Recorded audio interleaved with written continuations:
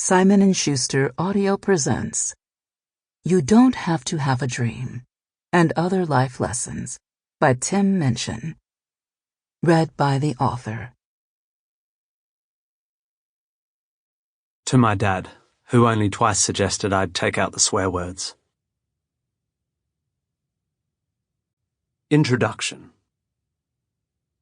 Now look, the cynic in me knows that universities hand out honorary degrees in order to generate publicity. We all know the deal. Some so-called celeb gets a gaudy gown and a floppy beret and, in return, they give an address, and hopefully it's good, and if it is, and the PR folk are on their game, the uni gets a bit of attention. A fair trade. Fancy words for fancy hats. But cynicism is so early 2020s, and there are shamefully few scenarios these days where you can rock a silk cape and properly get away with it, so I choose to be proud of my Sue doctorates.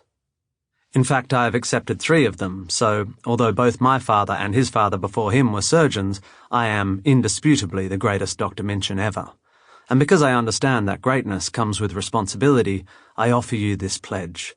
If we're on a plane together and you have a heart attack and the crew call for a doctor, I shall leap to your aid.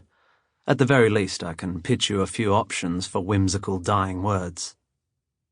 This book contains the 3 occasional addresses I've made for the 3 very kind institutions who thought me worthy of floppy hat fun times. In basic terms, there's one about being human, one about being a musician, and one about being an actor. I have some experience of being all of these things, arguably concurrently, so I suppose the hubris is justified, or, at least, forgivable. Reflecting on the 3 speeches now, I notice they are reasonably complementary and cohesive, if not a little overlappy. My science-loving, pragmatic, progressive, reality-romantic worldview bullies its way into all of them, as it does into so much of my work, as it will into my introductions. A part of me was concerned that these addresses wouldn't work in text, stripped as they are of my carefully honed rhetorical flourishlessness.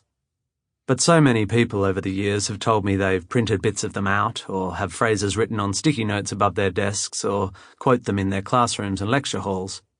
So I'm thrilled there's now an artifact, a tightly bound version of me you can keep by the loo, right where I belong. 9 Life Lessons. University of Western Australia, 2013.